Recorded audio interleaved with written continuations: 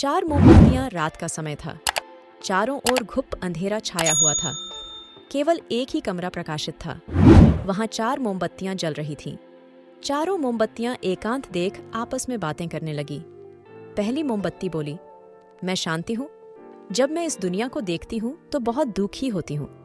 चारों ओर आपाधापी, लूट खसोट और हिंसा का बोलबाला है।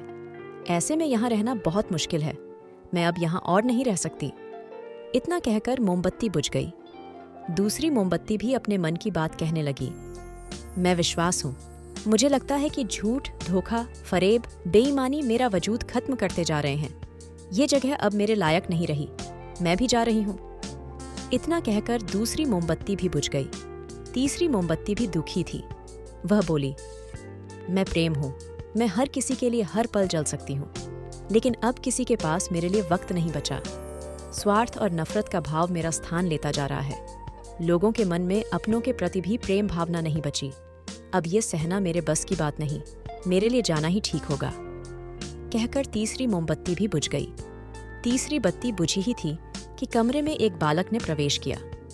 मोमबत्तियों को बुझा हुआ देख उसे बहुत दुख हुआ। उसकी आंखों से आंसू बहने लगे। दुखी मन से वो बोला, इस तरह बीच में ही मेरे जीवन में अंधेरा कर कैसे जा सकती हो तुम? तुम्हें तो अंत तक पूरा जलना था, लेकिन तुमने मेरा साथ छोड़ रीच दिया। अब मैं क्या करूंगा? बालक की बात सुन चौथी मोमबत्ती बोली, घबराओ नहीं बालक। मैं आशा हूं और मैं तुम्हारे साथ हूं। जब तक मैं जल रही हूं, तुम मेरी लौ से दूसरी मोमबत्तियों को जला सकते हो।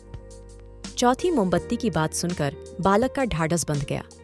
उसने आशा के साथ शांति, विश्वास और प्रेम को पुनः प्रकाशित कर लिया।